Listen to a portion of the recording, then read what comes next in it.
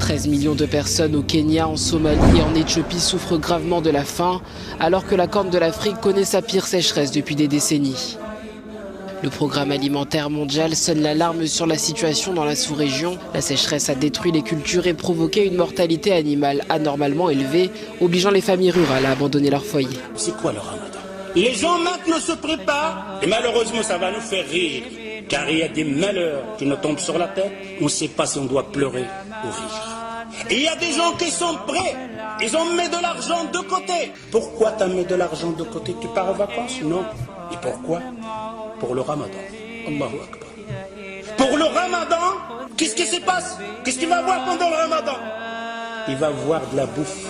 Je m'excuse le terme, je ne vais pas manger, je vais dire manger parce que manger...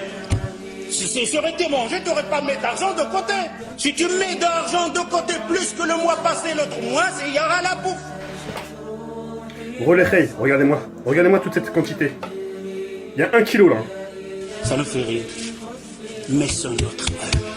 C'est notre vie, c'est notre monde d'adorer Allah Azza wa Jal. C'est notre vie, c'est notre religion. C'est comme ça qu'on adore Allah Azza wa Jal.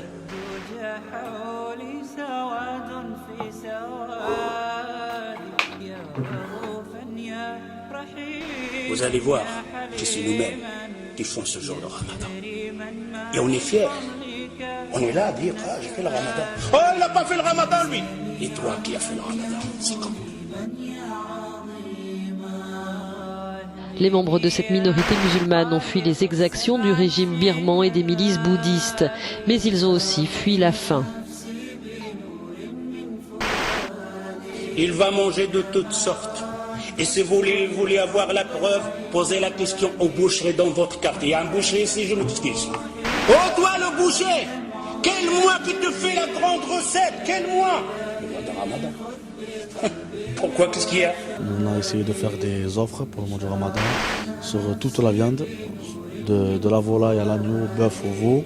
Les gens de la bouffe, ils sont là. Ils vont manger. Je vais vendre plus de vaches. Je dois besoin de plus d'argent. C'est pour qui ça? Pour les gens de Ramadan, pour les jeunes qui vont jeûner. Demandez la question en même temps au boulanger. Quand on te fait une bonne recette pour vendre le pain pendant le Ramadan. D'ailleurs, le boulanger, la boucherie, la laiterie, ils engagent des ouvriers pendant le Ramadan. Spécial pour nous. Ça, c'est le Ramadan, la préparation des musulmans. Les Sahaba, les compagnons, ils se préparaient pour le Ramadan. Ouh là là, quelle préparation avec cette préparation. D'ailleurs, le boulanger, maintenant, c'est te sort, tu vas chez la boulangerie, tu vas trouver un pain français, un pain marocain. Mais quand le Ramadan va rentrer, de toutes sortes, des pains comme ça, des plis, des cheveux, de toutes sortes, tes yeux sont là comme ça. Qu'est-ce qu'ils préparent pour qui ça? Pour le Ramadan, ce n'est pas le Ramadan. J'espère que vous entendez ça, que vous allez changer. Vous allez dire, oh Ramadan, c'est fini comme on faisait avant.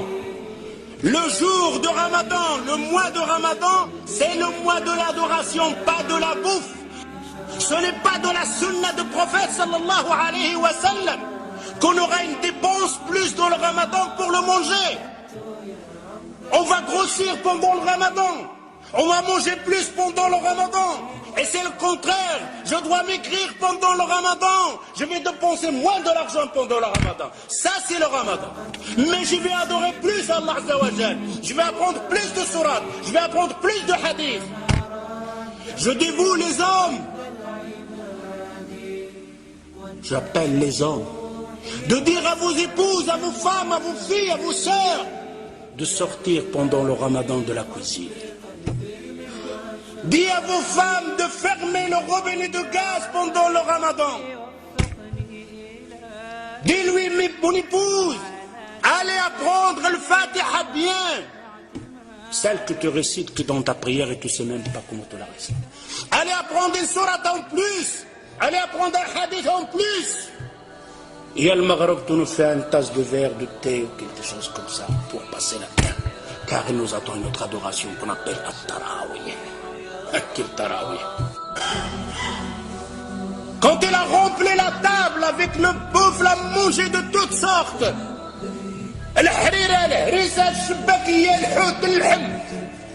Je dois déposer tout ça. Les enfants mangent, elle est à la cuisine pendant le ramadan. Pendant le maghreb, la femme elle est à la cuisine et le père et les enfants ils mangent. Elle arrive avec les marmites. C'est quoi ça? C'est quoi ce ramadan?